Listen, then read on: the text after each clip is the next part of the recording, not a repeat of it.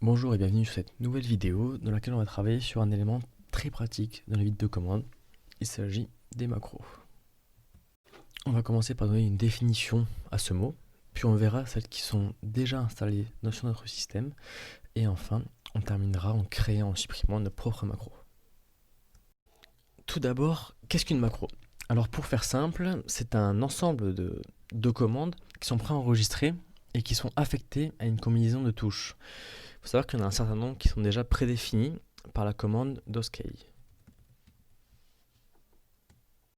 Pour vous montrer les macros qui sont prédéfinis par la commande doskey, je vous ai écrit un petit peu de texte. Donc il faut savoir que ces macros, vous les utilisez vraiment tout le temps. Par exemple, les flèches, qui vous permettent de vous déplacer à l'intérieur d'une phrase ou d'une commande, sont des macros. Contrôle flèche, qui vous permet de vous déplacer mot par mot, c'est une macro. Ou encore la touche fin, qui vous permet d'aller à la fin de votre commande, c'est une macro. Il existe également des touches qui permettent de récupérer des commandes qu'on a déjà tapées, donc ce qui peut être un vrai gain de temps. Ça se fait avec les flèches du haut et du bas. Donc voilà, là je peux naviguer dans les commandes que j'ai déjà tapées. Donc celle-là j'ai tapé pour l'exemple.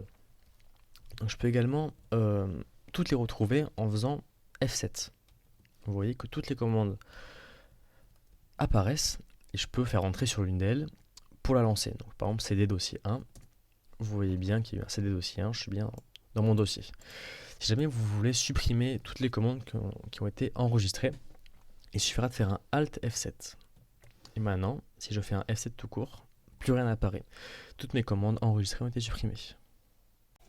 Voilà, donc on vient de voir les macros les plus utiles et les plus connus qui sont prédéfinis par la commande doskey. Bon, il en existe beaucoup plus. Il y a beaucoup plus de macros que ça, mais la vidéo elle serait trop longue si vous les présentez toutes. Donc moi ce que je vous conseille déjà c'est de connaître celle-là, de savoir l'utiliser, et vous verrez que ça vous simplifiera déjà pas mal la vie. Quelque chose qui peut être très intéressant, c'est de créer vos propres macros, donc ce serait des sortes de raccourcis en fait. Par exemple, si j'ai envie de créer un raccourci qui me permettrait de créer un dossier et de m'y rendre directement. Alors je vais marquer doski, suivi du nom de ma macro, donc je vais l'appeler go, à égal, et enfin je vais taper les commandes qui va se passer quand je taperai go dans mon invite de commande. Donc tout d'abord on va créer un dossier, donc avec md, et lorsque l'on va taper go espace le nom du dossier, en fait le nom du dossier va être le premier paramètre de notre macro. Et cela, ça se retranscrit dans le $1.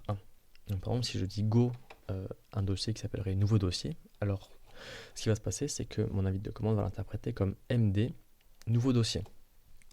Ensuite il faut se rendre dans ce dossier. Donc pour ça, on va délimiter deux commandes.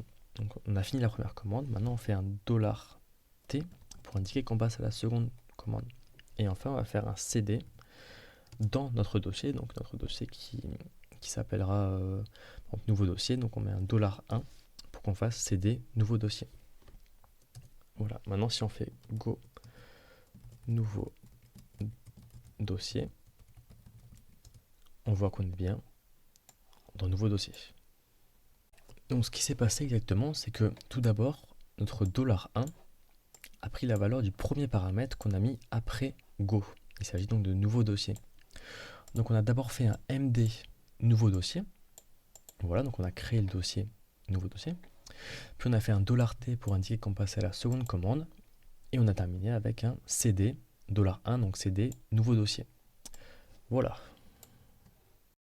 Histoire que vous compreniez bien le principe de paramètres, je vais vous donner un autre exemple. Donc là, je vais créer une macro qui va me permettre de me rendre dans un dossier, puis d'ouvrir un fichier qui se trouve dans le dossier dans lequel on est allé. Donc je vais commencer par faire doski, suivi du nom de ma macro, donc je vais l'appeler open, à égal. Donc la première commande, ça va être de se rendre dans ce dossier. Donc ce dossier, ce sera le premier paramètre. Ensuite, je fais un $T pour annoncer une seconde commande. Et je vais faire un start. Et là, je rentrerai le nom de mon fichier donc en second paramètre. Voilà.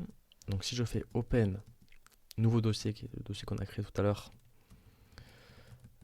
et le nom d'un fichier que j'ai créé pour l'exemple, donc qui s'appelle mon fichier.txt, alors vous voyez bien que je suis dans nouveau dossier. et que mon fichier .txt s'est ouvert. Alors que s'est-il passé exactement quand j'ai lancé ma macro avec en premier paramètre nouveau dossier et en second paramètre mon fichier .txt? Tout d'abord, $1 a pris comme valeur mon nouveau dossier, donc qui est le premier paramètre, et $2 a pris comme valeur mon fichier .txt. Donc, quand j'ai lancé cette commande, on a fait un cd nouveau dossier, puis on a fait une seconde commande qui était start mon fichier .txt. Donc on est tout d'abord allé dans le nouveau dossier, puis on a lancé mon fichier .txt. Pour afficher toutes les macros que j'ai créées, il me suffit de taper la commande doski/macro avec un S. Vous voyez que les deux macros qu'on a créés ensemble s'affichent à l'écran.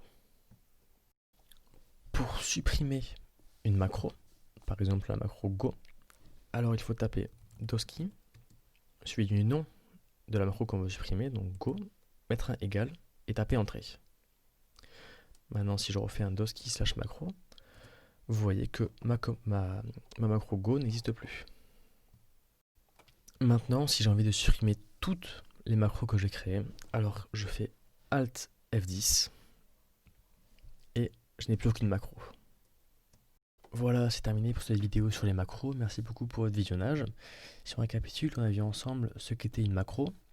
On a vu quelques macros qui sont très utiles et qui sont déjà enregistrés dans votre système, dans votre invite de commande.